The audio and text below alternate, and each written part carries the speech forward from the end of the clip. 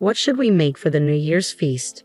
It's that time of year again. I'm mused. I'm Sherry, a 31-year-old professional. Most of my female colleagues have left the company for marriage or childbirth, leaving just one single woman and one married woman besides me. With new young employees constantly joining, the three of us joke about already being the senior ladies here. I've reached a supervisory role, but advancing further seems tough. Still, I'm content, working for a stable company, earning a decent salary, and enjoying time with my colleagues. My husband, Kevin, is 2 years younger than me and is climbing the corporate ladder smoothly, well regarded by his bosses. Both of us work full-time, and since we don't have kids yet, we live a comfortable life. We're usually frugal, except for special occasions like vacations or birthdays.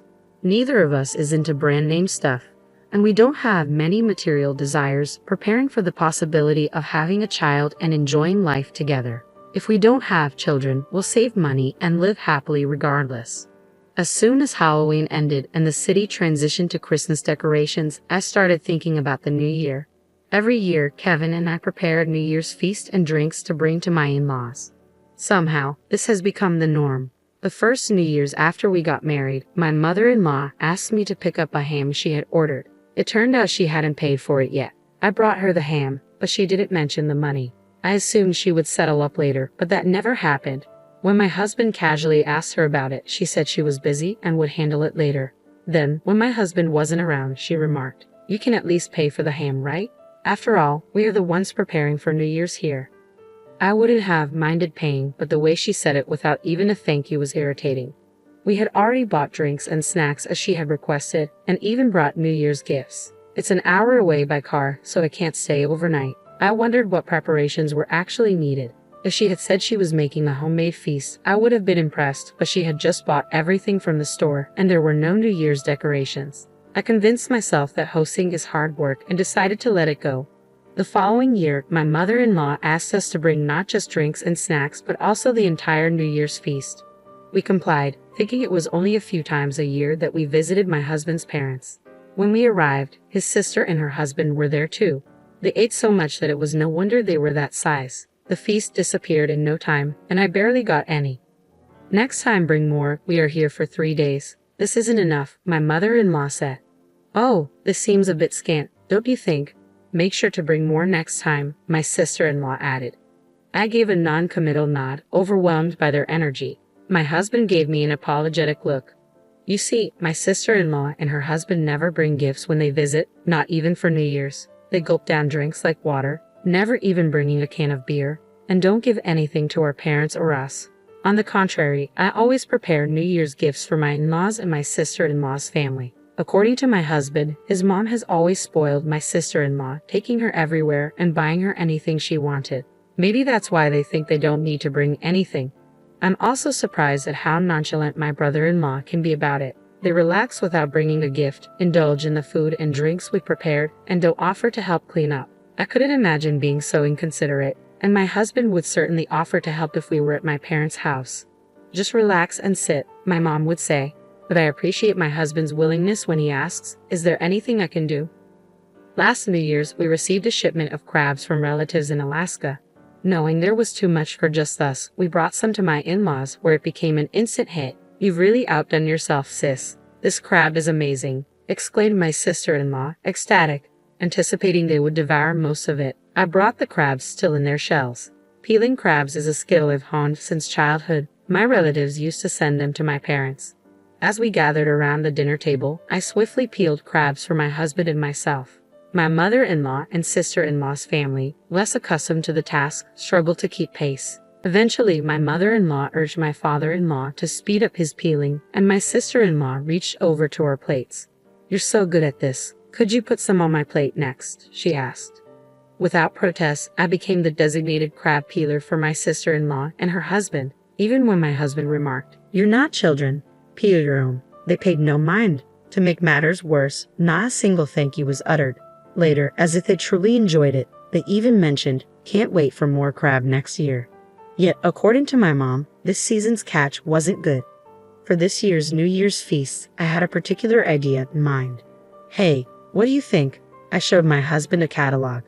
A restaurant in Minnesota had teamed up with a department store to offer New Year's meals for the first time. Thanks for always taking the lead on this, but my folks might not fancy it. Let's aim for something more budget-friendly. This seems a bit pricey, he suggested. I understood his point, yet I didn't want to settle for something merely abundant but lacking in flavor.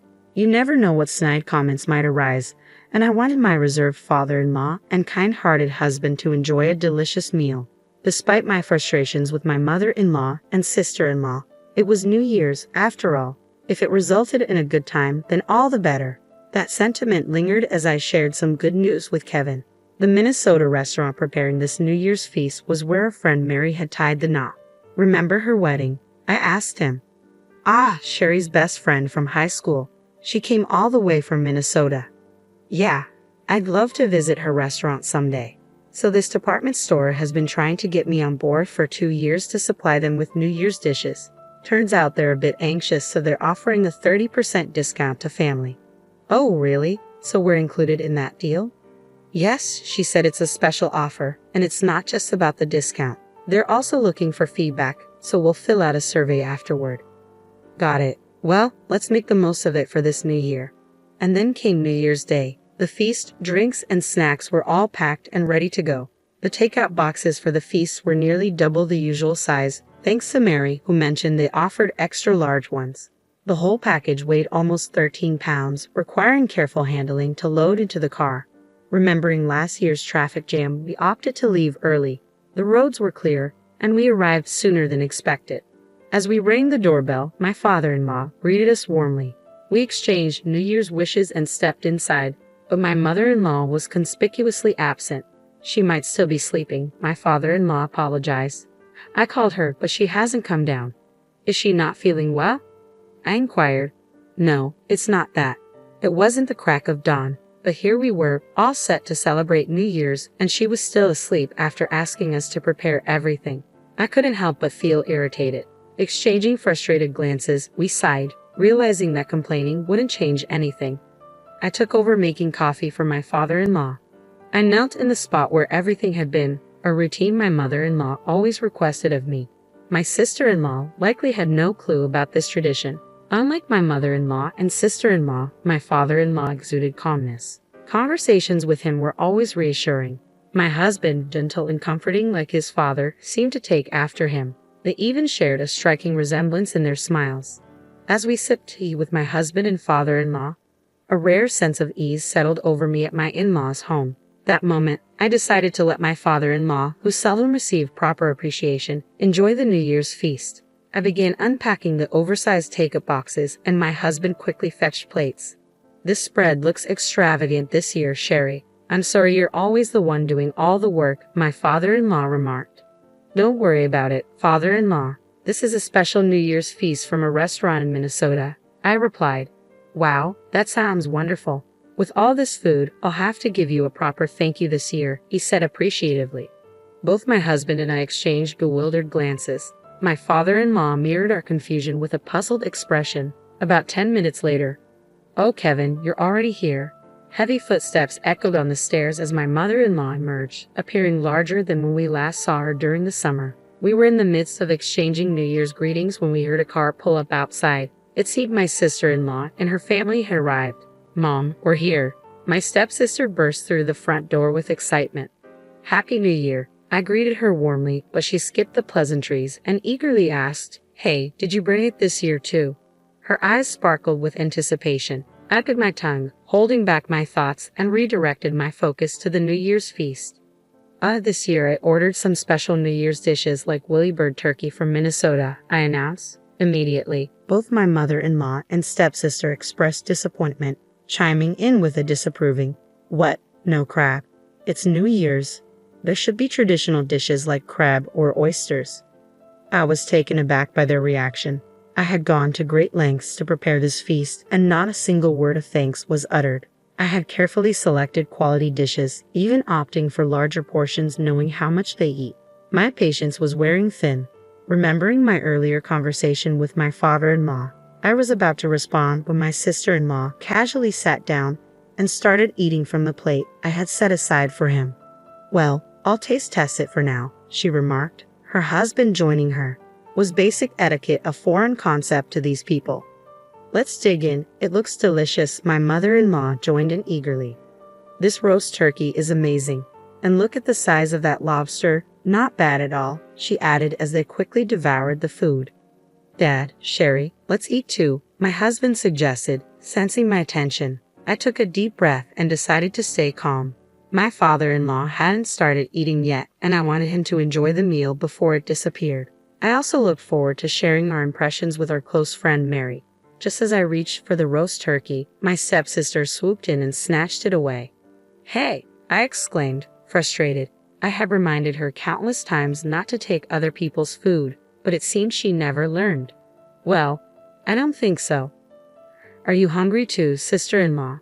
But I'm definitely not sharing this turkey. You broke your promise to bring crab, so it's only fair, I remarked firmly, feeling a sudden resolve. My mother-in-law chuckled along, oblivious to the tension building. Snap! Something inside me shattered. Really? Is that how it is? Enough? I decided then and there that I wouldn't cater to these people anymore. Just as I was about to act, my husband's voice cut through the air, rare in its intensity. Enough is enough. Startled by his firm tone, my sister-in-law hesitated momentarily. Let's go, Sherry, he continued, beginning to pack up the oversized take-up boxes. He methodically transferred the food from the large serving plates back into their original containers, and I quietly followed suit. Well, what's going on? What are you two doing? My sister-in-law and mother-in-law began to panic, but it was too late. As I closed the lids of the take-up boxes and placed them in a bag, my husband started gathering the drinks and snacks he had brought. We hadn't planned this, but our teamwork was seamless.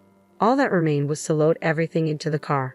Turning around with a smile, I calmly stated, well, we're heading back to our parents' house. We won't be spending holidays or New Year here anymore. What?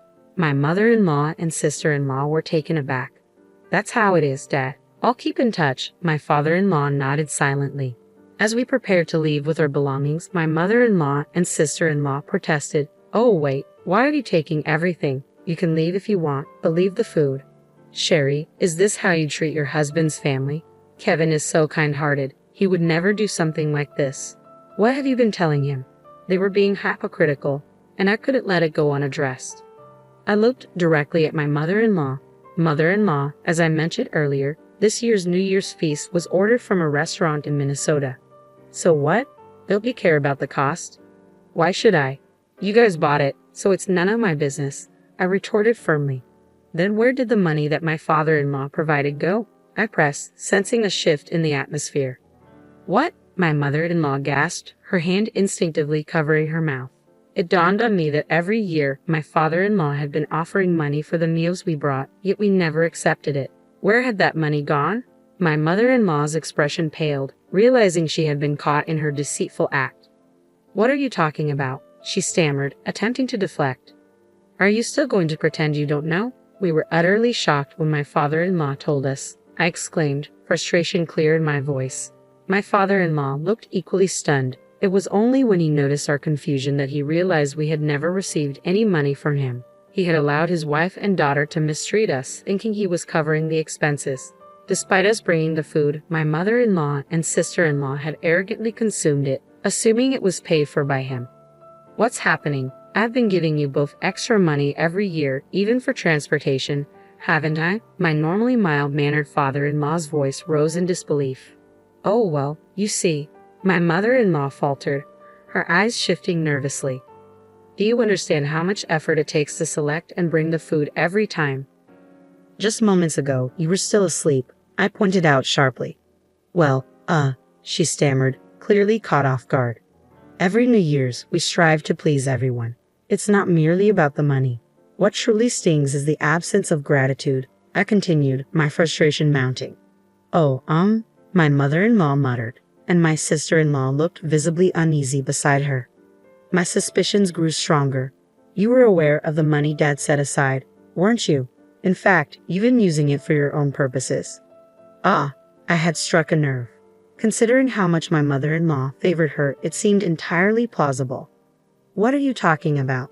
No, it's Mom. My sister-in-law protested, clearly flustered under my father-in-law's stern gaze.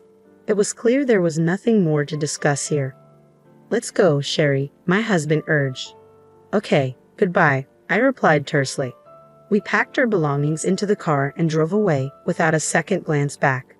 Wait, what about New Year's? We could bring over some roast turkey for you. I thought I heard the voice call out from behind, but I didn't turn back. At this point, suggesting sharing was utterly clueless. My husband's timing was impeccable, and I burst out laughing. From then on, we had a fantastic New Year's celebration at my parents' house. We savored a feast from the restaurant where my best friend Mary works. My mom even offered her critiques of each dish, prompting me to take detailed notes. As I compiled them, it almost felt like creating a formal review.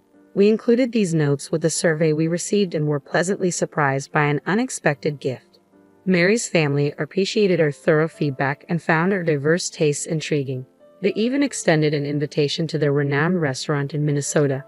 While the invitation was lovely, what touched me most was seeing how cherished Mary is in her new home. It warmed my heart to know my best friend is thriving and happy. Regarding Kevin's family, it turned out my mother-in-law had been pocketing the money my father-in-law intended for us. She falsely claimed she had given it to us while she and my sister-in-law indulged in extravagant lunches at upscale hotels. Most of the funds were squandered on lavish meals. To make matters worse, more of my mother-in-law's financial dishonesty came to light, enraging my usually gentle father-in-law.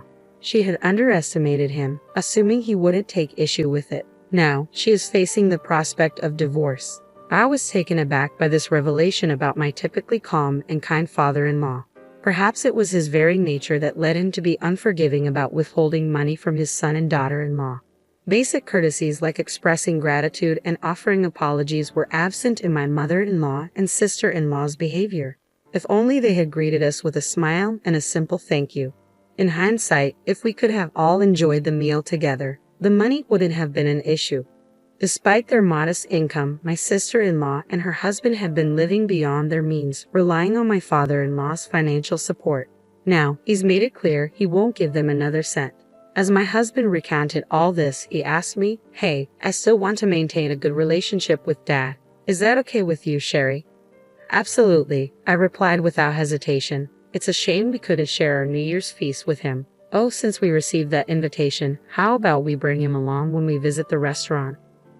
Great idea. He'd enjoy that. He's a big ice hockey fan, so Minnesota would be perfect for him. It's hard to believe, but watching sports is one of his hobbies. Really? My dad loves ice hockey too. Our conversation continued effortlessly. I started thinking about how our fathers might get along just as well. Why not invite my parents along and plan a trip to Minnesota with everyone? The idea filled me with joy.